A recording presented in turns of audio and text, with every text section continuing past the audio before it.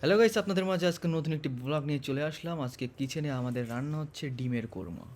তো প্রথম পেস্টটাকে কুচি কুচি করে কেটে বেরেস্তা করে নিলাম আমরা প্রথমে। তেলে ভালো করে বেরেস্তা করে নেবেন, কোনো লবণ দিবেন না, কারণ লবণ দিলে পেস্টটা অনেক নরম হয়ে যাবে। এই জন্য শক্ত করে ভালো করে পেস্টটাকে লাল লাল করে নেবেন, বেরেস্তা করে নেবেন। দেন ওটাকে আমরা এবার বেরেস্তা করার পরে এবার আমরা নারিকেলের দুধ দিয়ে দেবো পেঁচের উপরে। দেখুন আমরা নারিকেলের দুধ দিচ্ছি, এটা আমাদের লিকুইড নারিকেলের দুধ, এটা দোকানেও পাওয়া যায়, আর আপনারা যদি বাড়িতে করে নিতে পারেন তাহলে তো সুন্দর হয়ে যায়। দিয়ে ভালো করে নাড়াচাড়া শুরু করে দিবেন। যত সময় না একটু কালার আসতেছে তত সময় আপনারা করতে থাকবেন। আর পাশাপাশি আপনারা একটু তেলে ডিম, সিদ্ধ ডিমগুলো একটু ভেজে নেবেন লাল লাল করে, একটু হলুদ দিয়ে হালকা লবণ দিয়ে একটু তেলে, হালকা তেলে একটু ভেজে নেবেন, তাহলে ভালো হয়ে যায়, একটু দেখতে সুন্দর লাগে। আর এটা দেখুন একটা কালার আসতেছে আস্তে আস্তে, ইয়েলো কালার, এগুলো কালার আসতেছে। এবার একটু লবণ দিয়ে দিবেন, দিয়ে একটু নাড়তে থাকবেন।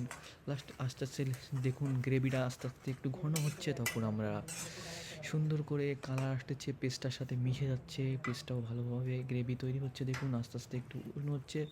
এ সময় আপনি একটু হালকা চিনি দিয়ে নেবেন, কারণ একটু চিনি দিতে হবে। আর পাশাপাশি আপনারা যদি তেঁতুল থাকে তাহলে তো ভালো, আর যদি লেবু থাকে তাহলে লেবু আর চিনি একসাথে মিক্স করে লিকুইড করে একটু পানিতে একটু হালকা করে গুলে নেবেন, তাহলে লেবু আর চিনিটার কমিউনিকেশান ভালো হয়ে যাবে। তারপর আপনারা এটা ঢেলে দিবেন, দিলে একটা টক মিষ্টি একটা কমিউনিকেশান আসবে, তাহলে সুন্দর লাগবে টেস্টটা। কারণ ডিমের কোরমা টক না হলে একটু ভালো লাগবে না, টক মিষ্টির কমিউনিকেশানেই তো ডিমের কোরমাটা তৈরি হয়। আর এটা টেস্ট অনেক সুন্দর লাগে, কারণ আমরা খেয়েছি।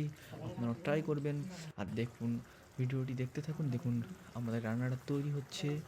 আর এবার আমরা একটু হালকা একটু পানি দিলাম, কারণ পানি না দিলে তো একটু এটা পেঁয়াজটা একটু ভালো হবে না।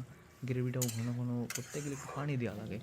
আমরা পানি দিবেন, দিয়ে এবার আস্তে করে পানিটা যখন আমার একটু ফুটে ফোটা হয়ে যাবে তখন আপনারা ডিমটা দিয়ে দিবেন।